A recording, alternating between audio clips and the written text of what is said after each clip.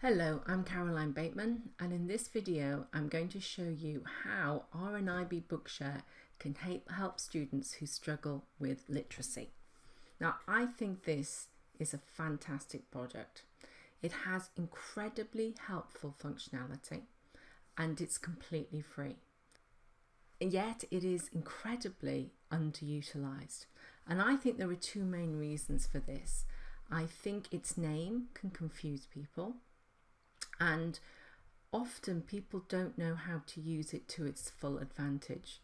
So I want to do two videos. The first one to give you a real life example of where it adds value, and the second to actually go in and have a look at the functionality.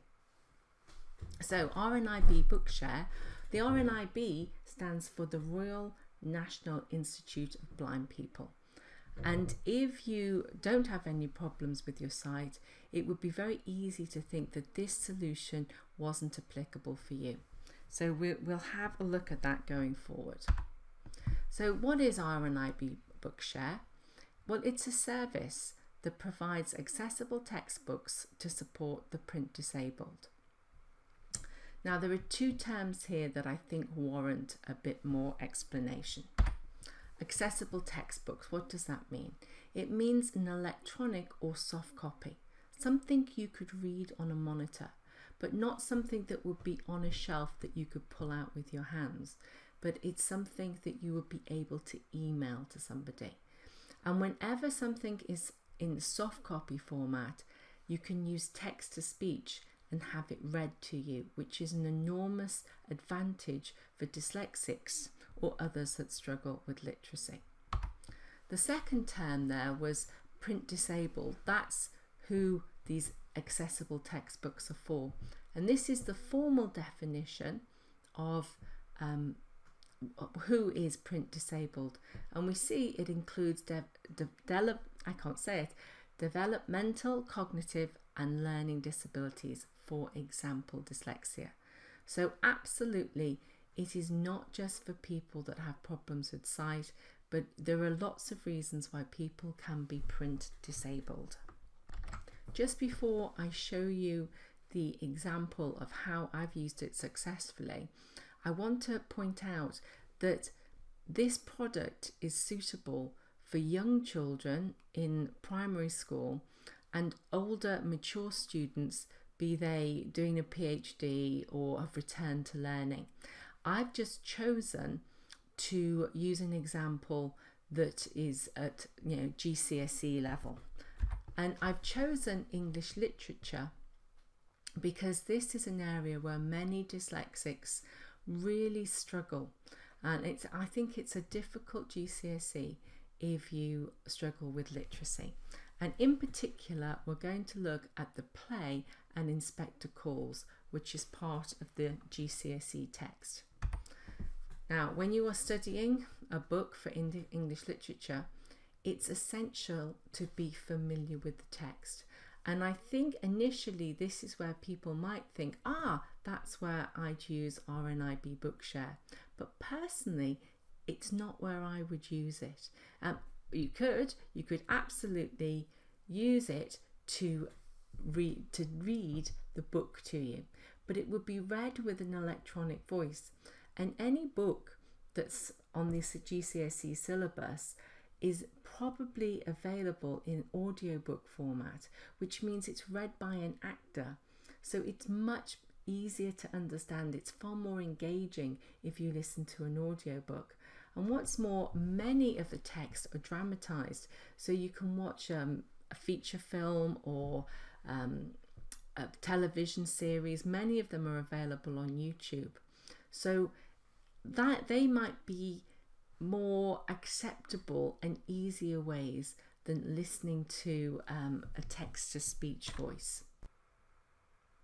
So we've covered reading the text, but that isn't sufficient to get a good mark in a GCSE. Students attend classes where they're taught how to analyse the book in detail, and they're expected to take notes in these classes.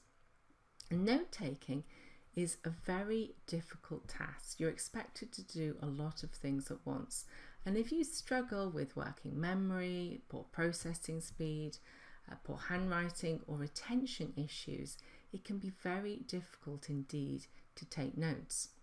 And these notes are what you use to recall the lesson, and they're often the basis of any homework assignments and where students go to revise. So if you have poor notes, you're at a disadvantage, and that's not just for English literature, that's in any subject. Many teachers aware of this provide handouts, which can be a huge help.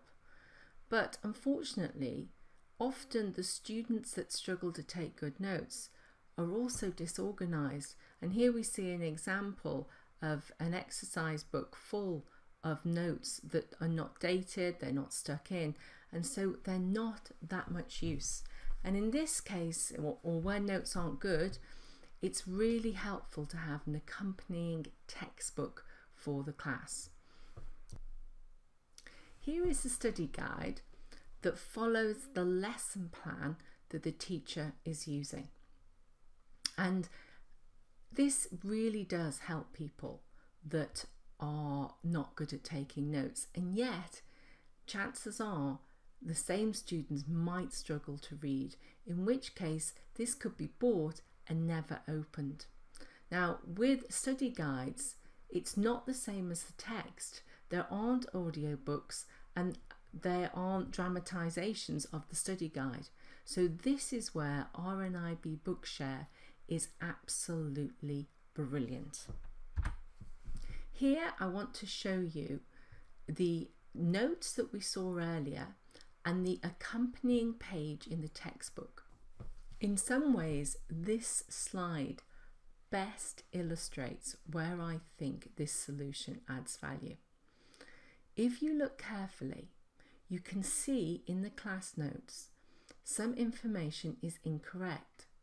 They're definitely incomplete, some information is illegible, and there's definitely poor spelling. So if these class notes are the basis of revision and homework assignments, the student isn't going to do as well as if they have this textbook.